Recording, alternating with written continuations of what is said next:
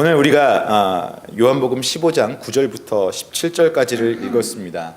우리 계속하여서 지난주에 보았던 말씀 속에는 예수님께서 제자들에게 하시는 말씀 중에 함께 거하겠다, 함께 거하자라는 그 메시지를 계속 주셨던 것을 우리가 기억합니다.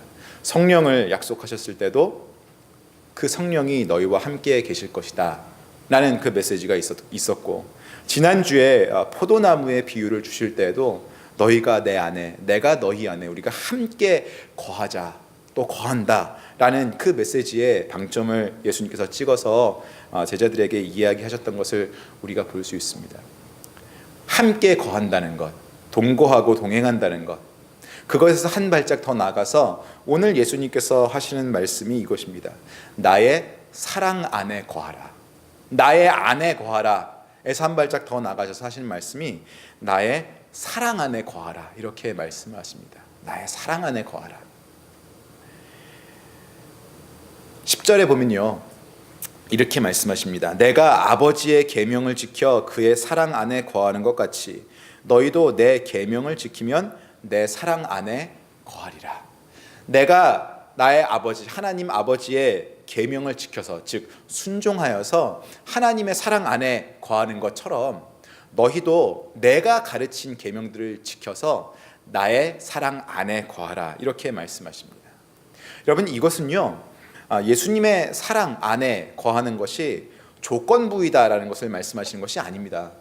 조건적으로 우리가 예수님의 계명을 잘 이행하면 그러면 예수님의 사랑을 받을 것이다, 그렇게 조건부의 사랑을 이야기하시는 것이 아닙니다. 우리가 많이 들어서 알고 있지 않습니까? 예수님의 사랑은요, 무조건적인 사랑이지 그런 조건부의 사랑이 아닙니다. 어차피 그것이 조건부의 사랑이었다면 우리가 그 사랑을 받을 수도 없습니다. 왜냐하면 아무리 그 계명을 잘 순종하려고 노력하여도요, 우리가 100% 완벽하게 그 계명을 순종할 수 없습니다. 100% 선한 사람이 될 수 없습니다. 이 세상에서 아무리 선한 사람도요, 완벽하게 선할 수 없다는 것 여러분들 잘 아시잖아요. 만약에 그게 조건부의 사랑이었으면 이 세상에 아무도 예수님의 사랑을 받을 사람이 없습니다. 그러나 예수님은 무조건적인 사랑을 우리에게 베푸신다는 것 우리는 잘 알고 있습니다. 그래서 여기 10절에서 말씀하시는 것이 조건부의 사랑을 이야기하시는 것이 아니고 오히려 계명을 지키는 것, 즉 순종과 예수님 사랑의 그 관계에 대해서 이야기하시는 겁니다. 다시 말하면 예수님의 사랑을 받은 사람, 그 사람들이라면 그 예수님 사랑을 받은 증거로, 예수님 사랑 안에 거하고 있는 증거로 예수님의 계명, 가르침을 지키고 순종할 것이다 라고 말씀을 하시는 겁니다. 예수님께서 말씀하실 때 내가 아버지 하나님의 계명을 지키는 것, 그것은 내가 아버지 하나님의 사랑을 받았음을 증명하는 것이다 라고 말씀하시는 것입니다. 그래서 여러분, 우리가 계명을 지키고 성경 말씀에 나온 그 선한 일을 행함은 사실은 우리가 예수님의 사랑을 받았기 때문에, 그 사랑 안에 거하는 사람들이기 때문에 가능한 것입니다. 절대로 우리는 예수님의 사랑을 더 받기 위해서 착한 일들을, 선행들을 해나가는 것이 아닙니다.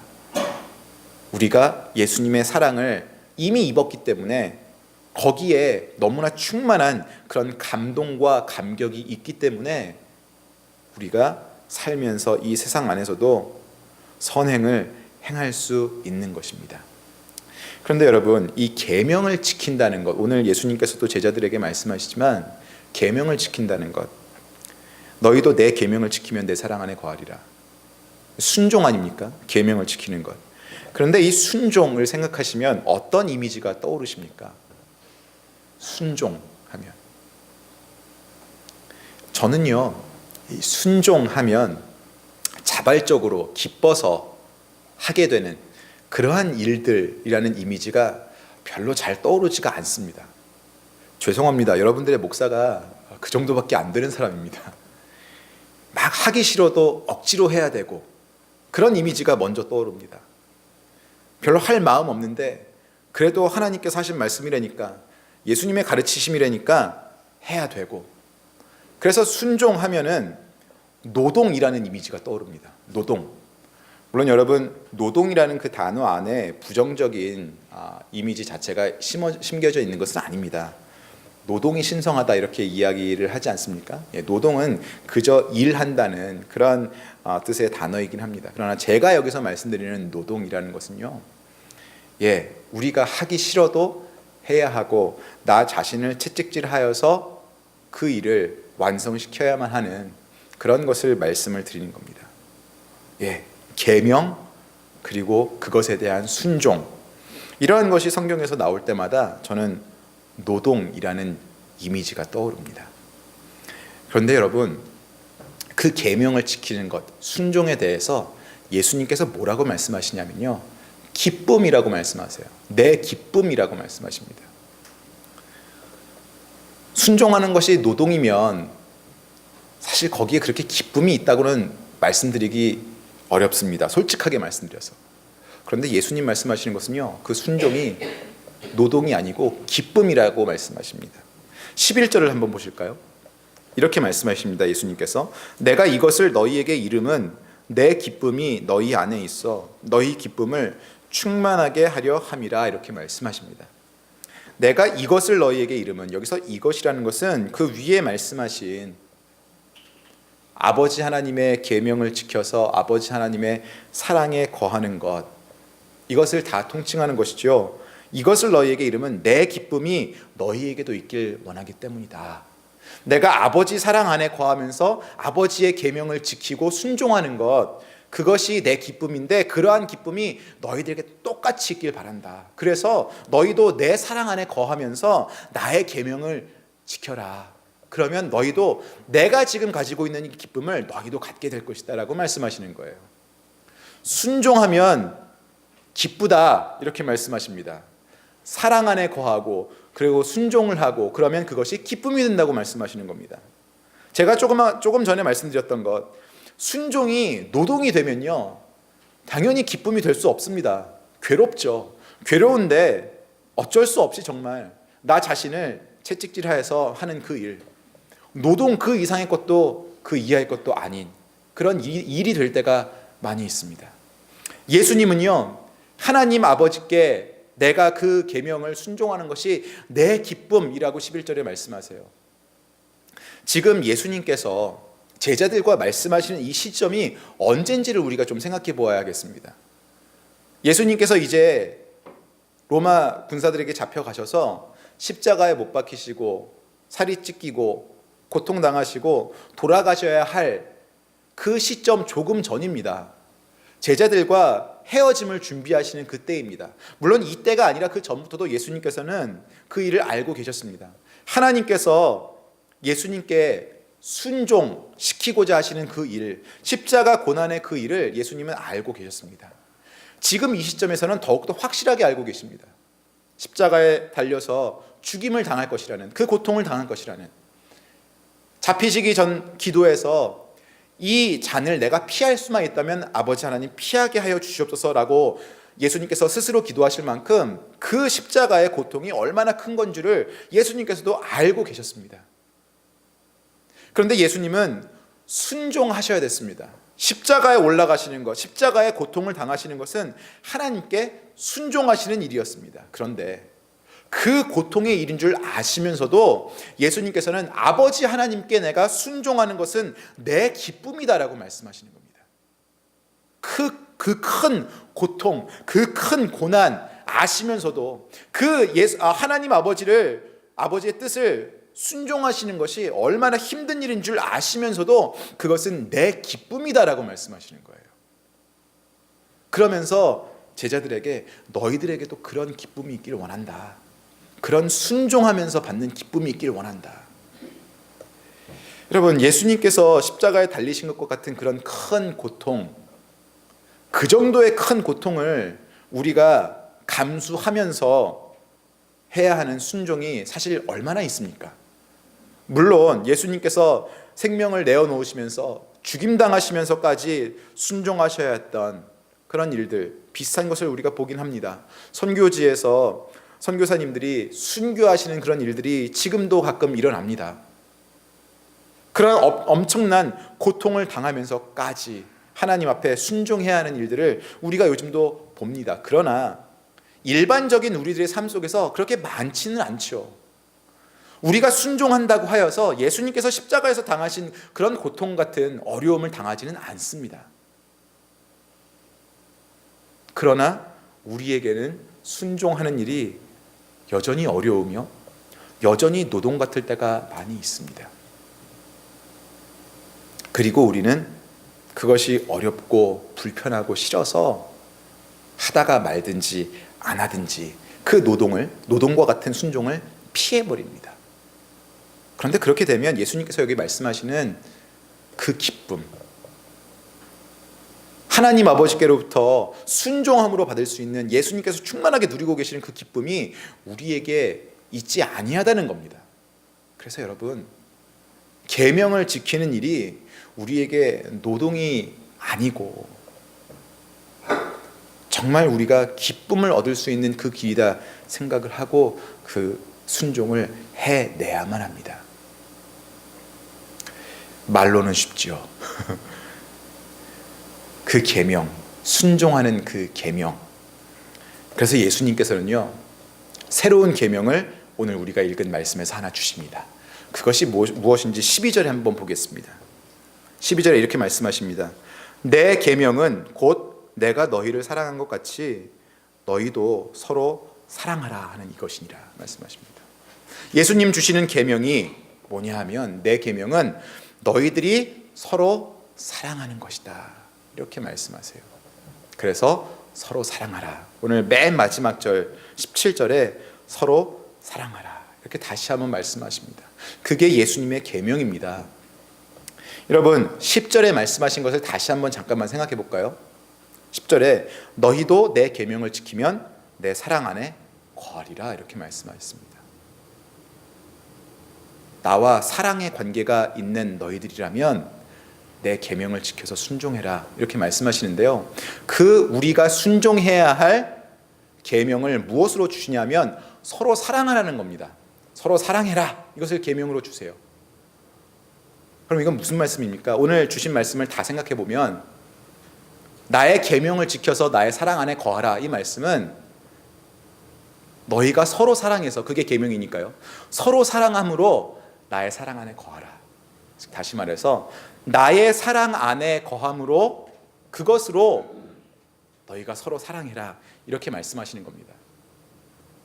제가 그 1부 예배에 하는 설교하고요 3부 예배 하는 설교하고요 약간씩 다를 때가 있습니다. 약간이 아니라 많이 다를 때도 있어요. 사실은요.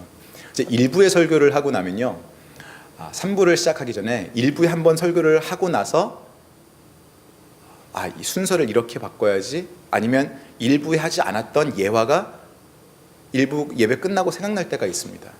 그래서 3부에 이렇게 1부하고는 좀 다르게 설교를 할 때가 종종 있어요. 근데 어떤 1부 나오시는 성도님께서 그러시더라고요. 목사님 그 설교 영상을 봤는데 왜 다른 설교를 하셨어요? 그랬더라고요. 다른 설교는 아니었고요. 본문도 같고 내용도 같은데 오늘 제가 3부 설교가 조금 그럴지도 모르겠습니다. 일부 분들 양해해 주시길 바랍니다. 사랑하라. 서로 사랑하라. 여러분 사랑하는 게요 명령으로 되시든가요? 누가 여러분들한테 사랑해 라고 한다고 해서 그게 명령으로 되든가요?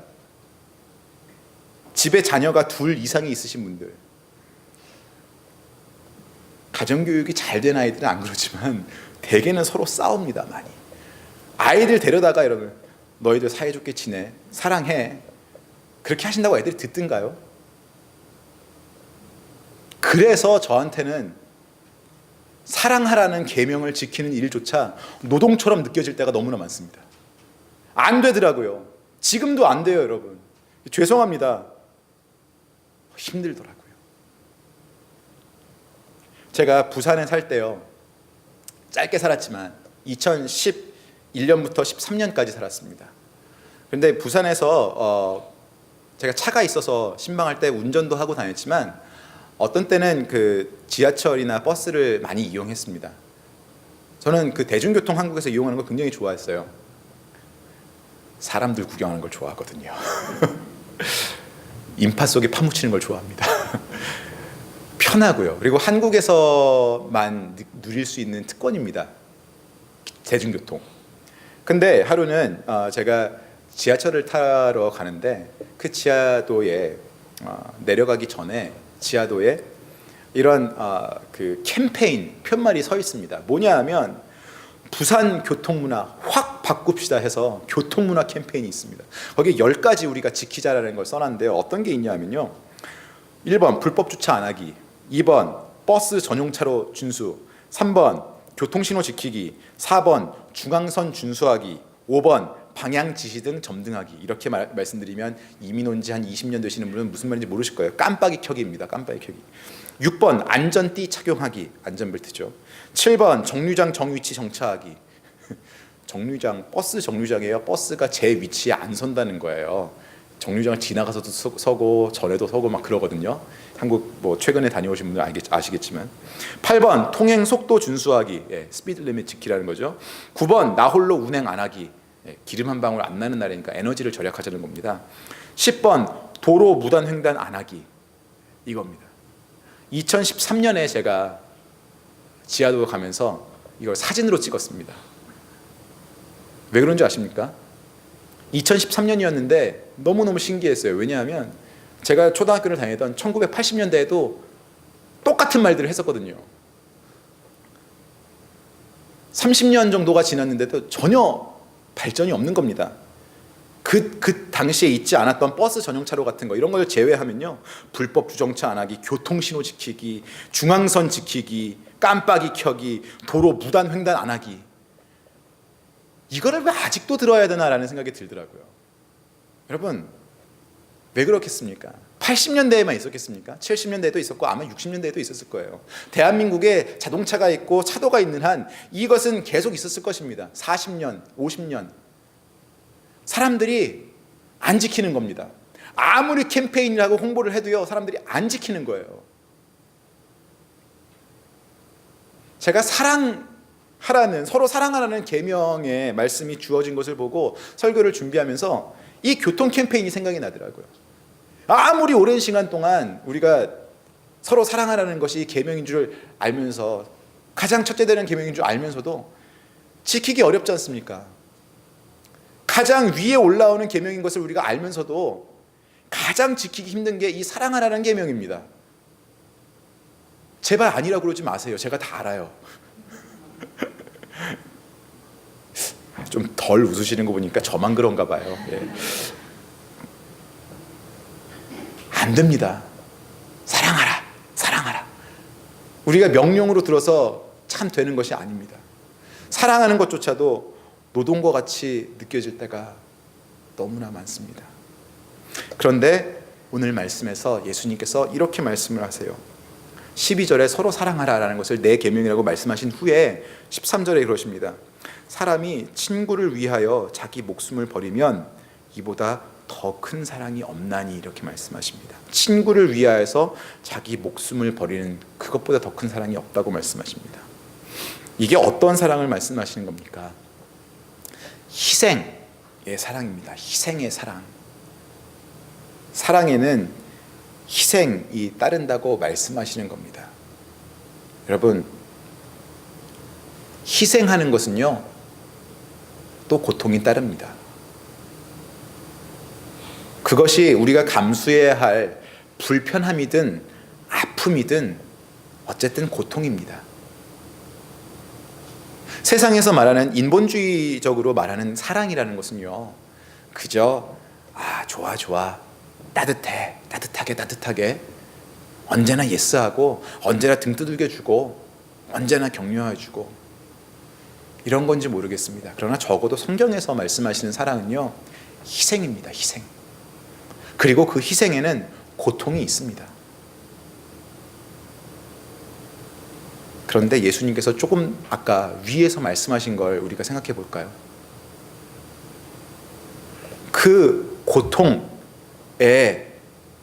고통이 수반되는 그 순종의 길로 나가실 때 예수님은 그 순종이 노동이 아니라 기쁨이라고 말씀해 주셨다는 것 기억하시죠?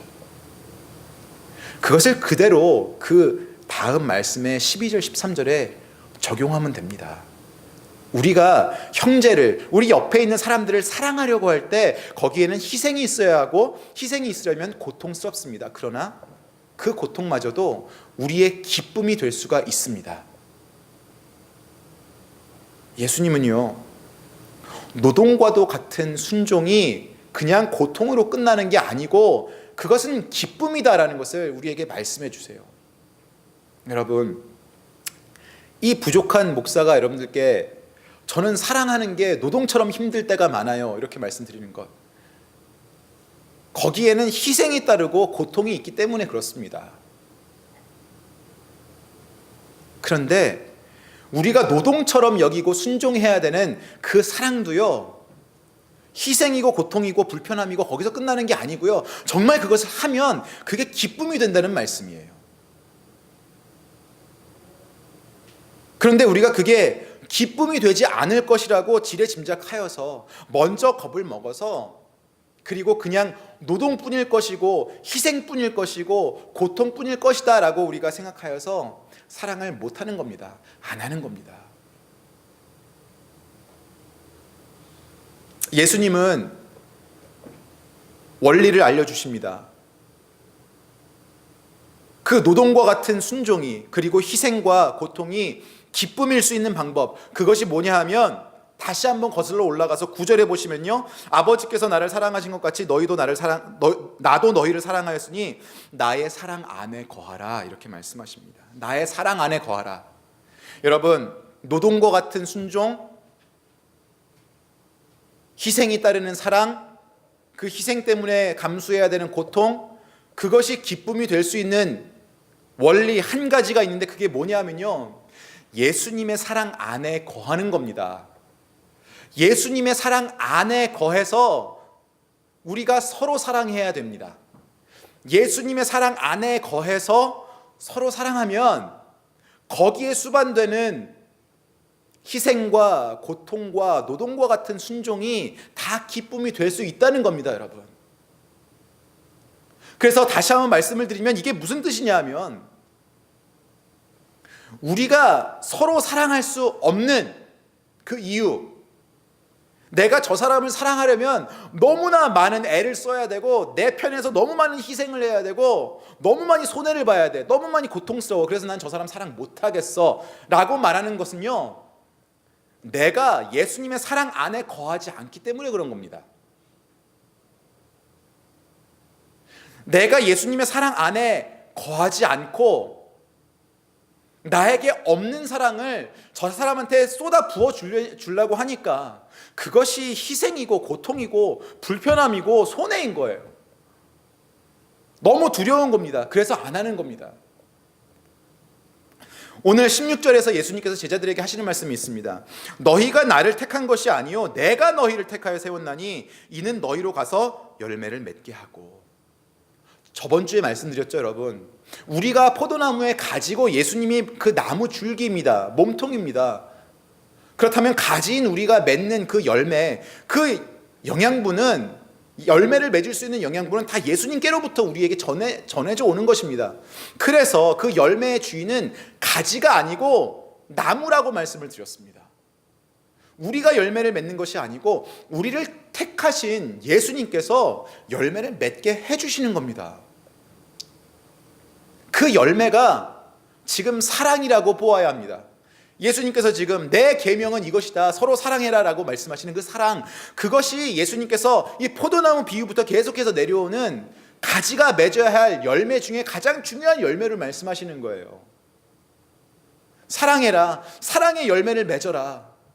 여러분, 근데 그 열매를 우리가 주인 되어서 맺는 게 아니라는 겁니다. 가지인 나의 몸통 되신 예수님께서 그 사랑이라는 열매도 맺게 해주시는 거예요. 우리가 사랑하라, 서로 사랑하라는 그 계명을 보았을 때 너무 쉽게 오해하는 게 그겁니다. 내가 해야 되는 걸로 생각을 해요. 내가 애써야 되는 걸로 생각합니다. 그러니까 그 순종이 노동이 되죠. 바로 제가 그런다고요, 여러분.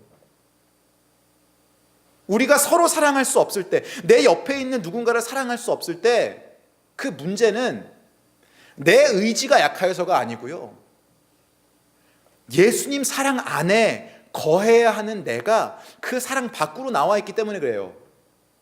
지난주에 이찬수 목사님의 설교를 들었는데 하나님과의 관계를 이렇게 말씀하시더라고요. 영향력이다. 하나님의 영향력 안에 거하는 것이다. 여러분, 맞습니다. 예수님의 사랑 안에 거하라. 이 말씀의 뜻은요, 예수님의 사랑의 영향력 안에 있으라라는 말씀입니다. 내가 예수님의 사랑의 영향력 안에 있지 못하니까, 그 사랑의 영향력을 내가 충분히 받고 있지 못하니까 다른 사람 사랑하는 것이, 서로 사랑하는 것이 노동이 되는 거예요, 여러분.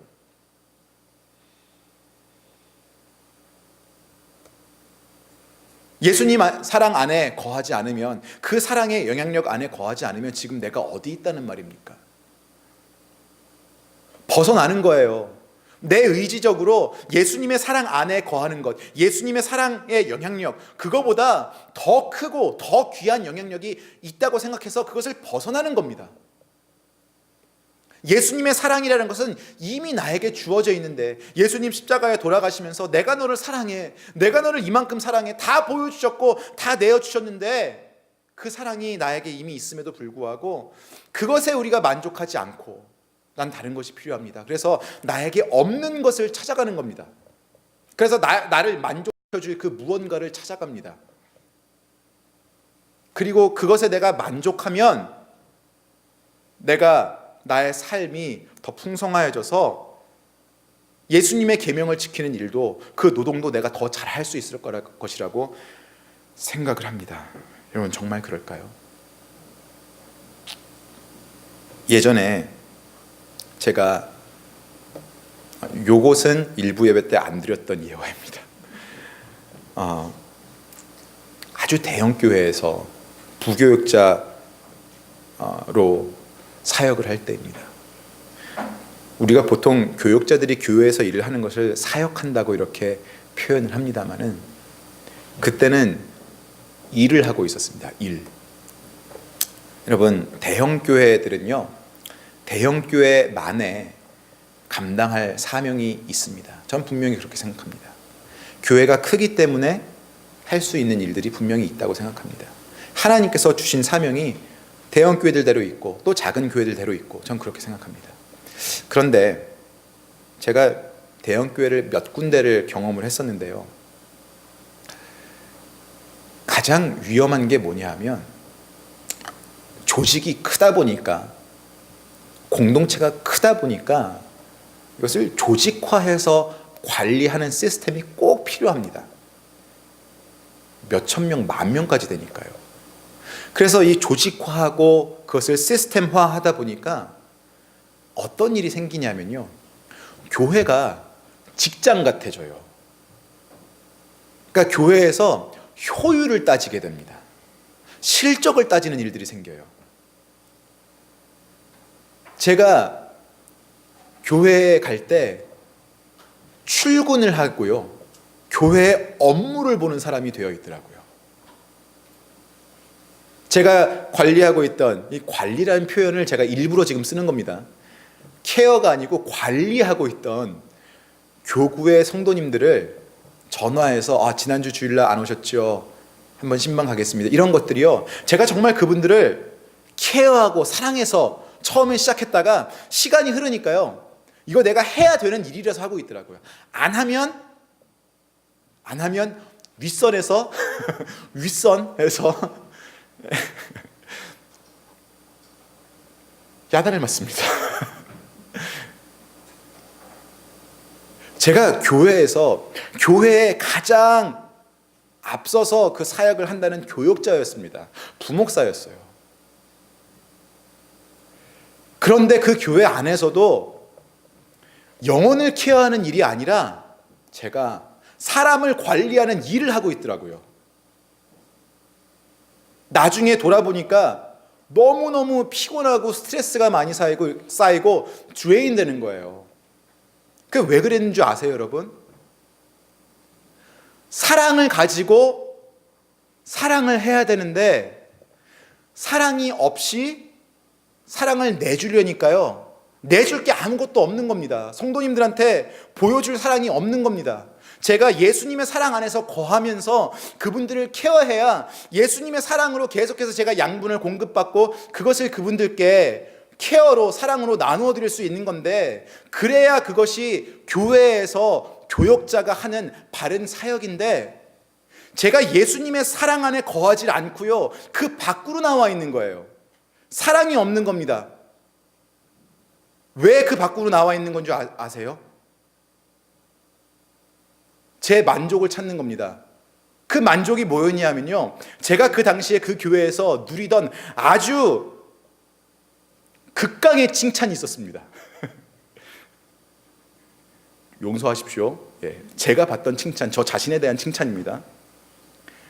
제가 듣던 칭찬인데요, 제가 하는 말이 아니고 제가 들었던 얘기예요.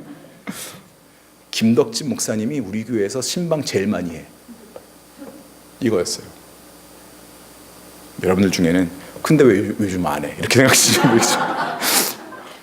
부목사 때와 담임 목사 때가 정말 다르더라고요. 여러분, 제가 최선을 다해서 하겠습니다. 죄송합니다. 근데 그때는요 진짜 그랬어요. 저 신방 많이 했어요. 근데 제가 신방을 또 많이 할 수 있었던 이유가요, 저는 아이가 없기 때문에 다른 부목사님들은 이제 아이들하고도 시간 보내고 막 이러셔야 되잖아요. 가정이 있으니까. 뭐 제가 가정이 없는 거 아니지만 비교적 같이 시간을 좀 덜 보내도 되는 어른이 한 명 있으니까, 가정에. 그래서 1년에요 2만 마일도 뛰었어요, 신방 다니느라고. 그게 너무 좋은 거예요. 김덕진 목사님이 우리 교회에서 신방 제일 많이 해. 그 교회 신방하는 부교육자가 15명이었습니다. 다른 한 대형교회에서는 25명이었고요. 그 칭찬이 너무 좋은 거예요. 얼마나 저를 만족시키는지 모릅니다. 거기에 도취되어 있다 보니까요, 제 목표가 어디로 가냐 하면요, 목사가 성도를 케어해야 된다, 이게 목표가 되는 게 아니고요, 신방 하나라도 더 많이 해야지, 이게 되는 거예요. 그럼 벌써 거기서부터 내 만족을 내가 찾아서 가는 그 시점부터 나는 나를 이미 만족시켜주는 예수님의 사랑의 영향력을 벗어나는 겁니다. 그리고 나에게 영광이 되는, 나에게 칭찬이 되는, 나에게 만족이 되는 지금 없는 것, 그러나 내가 따올 수 있는 것, 쟁취할 수 있는 것을 향해서 가는 거예요. 그것의 영향력을 찾아서 가는 겁니다. 그러면 예수님의 사랑의 영향력이 아니고요, 내가 할 수 있는 내 능력의 영향력을 찾아서 가는 겁니다. 거기서 뭐가 나올 수 있겠어요, 여러분? 예수님의 사랑의 영향력이 아니고 내 능력의 영향력 안에서만 일을 하려고 하는데, 거기서 어떻게 다른 사람들을 사랑하는 그게 나오겠습니까? 아시겠습니까, 여러분? 저뿐만 아니고요, 서로 사랑하라라는 그 계명이 지키기 힘든 이유가 바로 그거예요, 여러분. 지금 여러분들이 머물고 계시는 그곳의 영향력이 예수님의 사랑의 영향력이 아니기 때문에 다른 사람 사랑하기 힘든 겁니다. 우리 온갖 핑계 다 됩니다. 사랑하여라, 서로 사랑해라 라는 계명 나오면 아유 찔리죠. 안 되는데 그게 왜 안 되냐 하면요, 여러 가지 핑계 다 돼요. 이 사람은 이래서 내가 사랑 못하고요. 여러분, 다른 것 없습니다. 딱 한 가지 이유예요. 우리가 예수님의 사랑의 영향력을 벗어나고자 하는 그 욕심이 너무 크기 때문에 우리가 다른 사람 사랑하지 못하는 겁니다. 인정하세요, 여러분.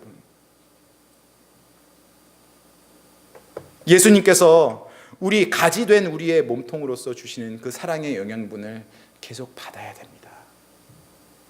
그러면서 예수님께서 제자들에게 해주신 말씀이 있습니다. 14절에 너희는 내가 명하는 대로 행하면 곧 나의 친구라 라고 이렇게 말씀하십니다. 나의 명하는 대로 행하면, 나에게 순종하면 너희는 나의 친구라. 그리고 그 다음에 하시는 말씀이 내가 더 이상 너희를 종이라고 부르지 않고 너희를 나의 친구로 삼겠다라고 말씀하십니다. 이스라엘 백성들은요, 죄가 많아서 하나님 앞에 종과 같은 그런 신분으로 있었던 겁니다. 죄인이기 때문에. 하나님이 너희들 죄인아, 내 계명을 지키지 않았기 때문에 내가 주는 죄에 대한 형벌을 받아라 하면은 받아야 하고, 그럴 수밖에 없는 처지에 있었던 사람들입니다. 그게 종입니다. 그런데 예수님께서 오셔서 너희는 종이 아니고 이제 내 친구다라고 해주시는 거예요. 예수님을 우리가 그릴 때, 예수님의 계명을 생각할 때 우리는 사랑을 가르침으로 받습니다. 가르침으로 생각합니다. 그리고 예수님은 사랑을 가르치시는 선생님으로 생각합니다. 그런데 예수님이 여기서 말씀하시는 것이 아니, 너희들이 지금 나를 선생님으로 쫓아다녔지만, 내가 너희보다 더 위에 있는 사람으로 너희들의 주인같이 생각하고 쫓아다녔지만 그게 아니라고. 나는 너희들 친구라고. 여러분, 친구는요, 사랑을 가르치는 것이 아니고 사랑을 하는 것입니다. 예수님은요, 우리들에게 사랑을 가르쳐 주시고 명령하시는 분이 아니고요, 우리를 사랑하시는 분입니다. 친구 관계에서는 사랑의 가르침을 주고받는 것이 아니고 사랑하는 관계입니다. 예수님이 여러분을 사랑하신단 말이에요. 예수님이 여러분 사랑하신단 말이에요. 예수님 여러분을 사랑하신다는 건 무슨 의미입니까? 예수님 여러분 바라보실 때요, 만족하신단 말이에요. 내 동무야, 내 친구야, 정말 너는 나에게 기쁨을 주는, 나에게 행복을 주는, 내가 만족할 만한 사람이야. 그래서 친구는요, 서로 공감하고 서로 나누고 공유합니다. 그게 친구죠. 예수님이 여러분을 보실 때요, 그 모든 것을 공유하고 나누고 하실 만큼, 내 친구야, 내가 만족한다라고 하실 만큼 여러분들이 만족스러우신 거예요. 그런데 우리는요, 제가 아까 말씀드렸던 것 같이 나 자신에게 지금 만족하지 못해서, 내가 다른 곳에 가서 내 능력을 더 발휘해서 내가 더 좋은 곳을 쟁취해서 만족하려고 한단 말입니다. 내가 나 자신을 보고 만족하지 못하는 겁니다. 이상하죠? 예수님은 이미 나를 보시고 지금 나의 모습을 만족스럽다고 얘기하시는데, 그래서 내가 네 친구가 되겠다라고 말씀하시는데, 오히려 예수님은 나를 만족하시는데 나는 내가 만족스럽지 못합니다. 이게 뭡니까, 여러분? 욕심이에요. 죄성입니다. 자꾸 그것 때문에 예수님의 사랑 말고 다른 것을 구하려 떠나는 거예요. 그것이 우리에게 주는 죄의 결과가 사랑하지 못하는 거라는 겁니다. 사랑하지 못하는 사람 주위에 있으시죠? 혹은 많으시죠? 여러분, 꼭 적극적으로 미워하지 않으셔도 적극적인 사랑을 나타내지 못하는 사람 있으시죠? 저 있습니다. 저 많아요, 사실은요. 근데 그 이유가 우리가 예수님의 사랑에 만족하지 못해서 그렇다는 겁니다. 예수님의 사랑의 그 영향력에 만족하지 못해서 나 자신이 다른 걸로 만족해야 될 것 같아서 그 만족을 찾아 떠난다는 겁니다. 여러분, 이거 잘못이에요. 이거 잘못입니다. 말씀 속에서 주신 이 뜻을 우리가 다시 한번 곰곰이 생각해 보아야겠습니다. 여러분, 나를 종이 아니라 친구로 삼아주신 예수님, 그분은요, 여러분에게 서로 사랑하여라 라고 사랑을 가르치시는 게 아니고 내가 너를 사랑한다 라고 사랑을 해주시는 분입니다. 여러분이 친구가 되셨다는 것은요, 예수님 눈에 여러분이 너무나 사랑스럽고 너무나 만족스럽다는 겁니다. 왜? 여러분의 죄가 이제 예수님께 옮겨갔고 우리가 예수님의 의로움으로 다시 덧입었기 때문에 너무 우리가 아름다워진 거예요. 우리가 의로운 사람이 된 겁니다. 여러분, 예수님이 그렇게 여러분을 사랑해 주세요. 왜 만족하지 못하고 계십니까? 그거 만족하시면 충분히 다른 사람들 사랑하는 것 충분히 가능합니다.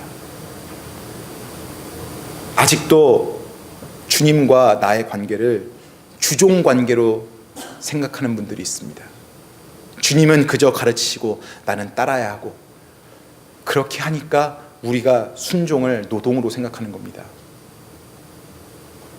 진정으로 예수님이 친구이시면, 여러분의 친구이신 것을 아시면, 진정으로 예수님이 여러분을 얼마나 사랑하고 계신지 아시면 순종하는 게 절대로 노동이 되지 않을 겁니다. 이 말씀을 준비하면서 저도 많이 회개했어요.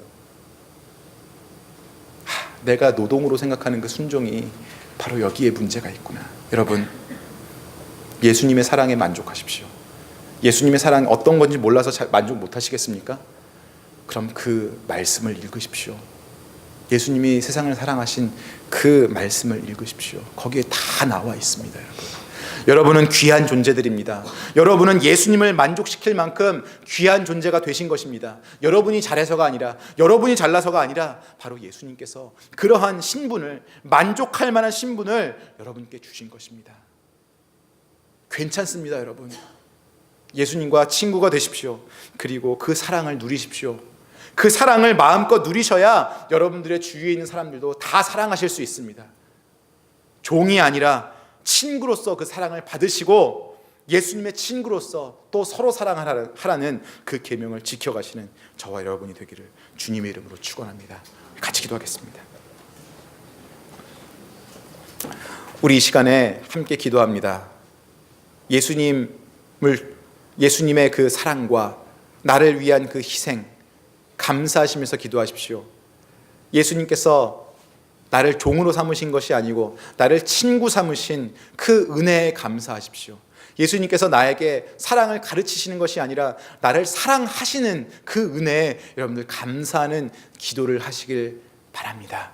그러면서 여러분, 내가 친구인 예수님이 나를 보고 만족하셨듯이 나도 친구 되어주신 예수님을 보고 그 사랑에 만족하게 하여 주시옵소서 기도하시길 바랍니다. 우리 같이 기도하겠습니다. 아버지 하나님 감사합니다. 하나님, 우리에게 친구 되신 예수님을 허락해 주시니 감사합니다. 아버지 하나님, 내가 나 자신을 바라볼 때 만족하지 못하였던 것, 그게 욕심인 것을 아버지 기억합니다. 내가 나 자신에게 만족하지 못하지만 오히려 예수님께서는 나를 보고 만족해 주신 것을 기억하지 못하였습니다. 하나님, 나를 친구 삼아 나에게 만족하시는 그 예수님을 생각하며 나도 예수님을 친구 삼아 예수님의 사랑을 만족할 수 있게 하여 주시옵소서. 그 사랑에 만족하는 삶을 살게 하여 주시옵소서. 아버지 도와주시옵소서. 내가 사랑 안에 거하여서, 예수님의 사랑 안에 거하여서 순종하는 그 일이 더 이상 노동이 되지 아니하고 나에게 기쁨이 되게 하여 주시옵소서. 주님 도와주시옵소서. 우리 이 시간에 이 찬양 함께 부르겠습니다. 내 주 같은 분 없네. 나에게 친구가 되어주신, 나를 만족스러운 친구다라고 여기시고 나를 친구 삼아 주신 그 예수님을 생각하시면서 예수님도 나에게 너무나 만족스러운 친구십니다. 내가 예수님의 사랑만 있으면 이 세상에 사랑하지 못할 사람 아무도 없고요, 내가 하지 못할, 순종하지 못할, 노동과 같이 여길 그런 순종 아무것도 없습니다. 예수님, 그러한 마음으로 우리 찬양 같이 하겠습니다. 내 주 같은 분 없네. 같이 하겠습니다. 내 주 같은 분 없네. 내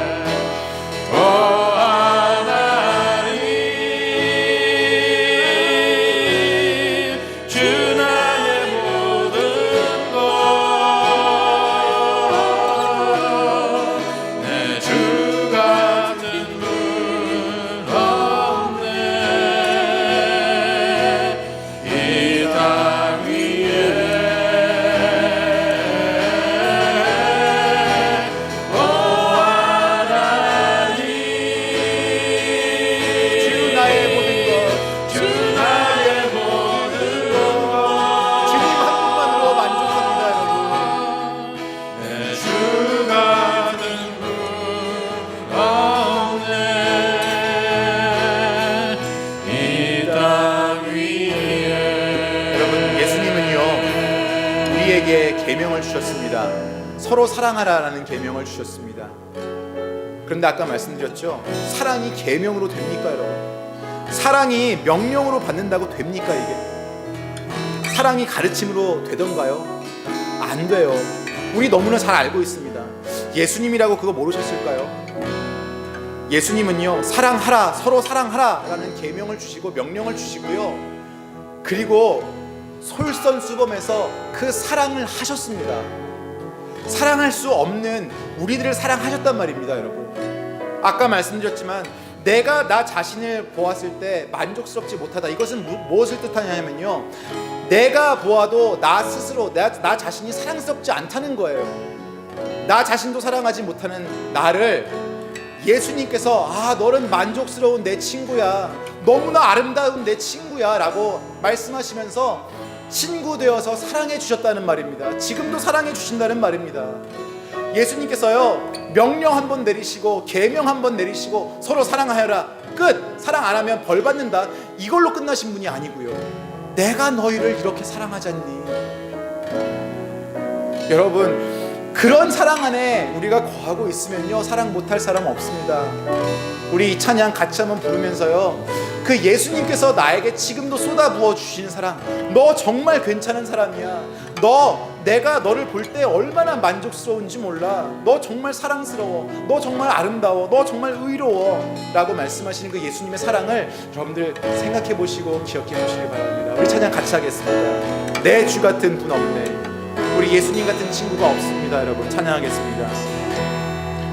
내 주 같은 분 없네.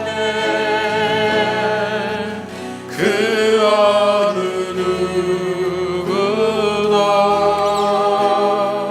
내 생명 다하도록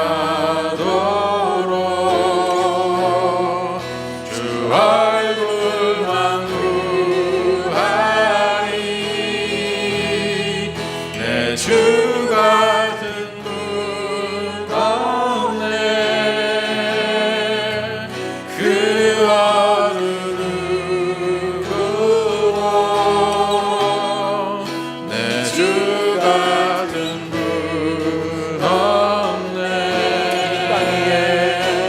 이 땅 위에 오 하나님, 주님 나의 오 하나님,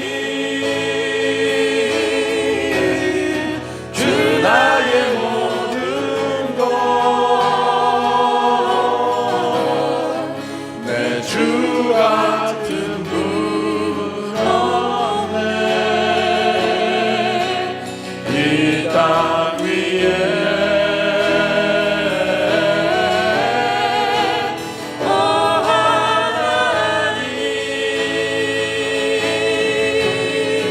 주 나의 모든 것, 내 주 같은 분 없네. 이 땅 위에 기도하겠습니다. 아버지 하나님, 주님 주시는 말씀을 우리가 오늘도 받았습니다. 아버지, 그 말씀을 받은 것으로 우리에게 충분한 동기부여가 되어서 예수님 나를 사랑하신다는 것, 예수님 나를 사랑하시는 친구가 되어주셨다는 것, 그것만으로 충분한 동기부여가 되어서 나의 형제들을, 나의 친구들을 사랑하게 하여 주시옵소서. 서로 사랑하는 교회가 되게 하여 주시옵소서. 서로 사랑하는 가정이 되게 하시고 서로 사랑하는 우리의 일터와 사회가 되게 하여 주시옵소서. 그 일을 오늘 말씀을 받아들은 우리가 먼저 시작할 수 있게 도와주시옵소서. 감사합니다. 예수님의 이름으로 기도드리옵나이다.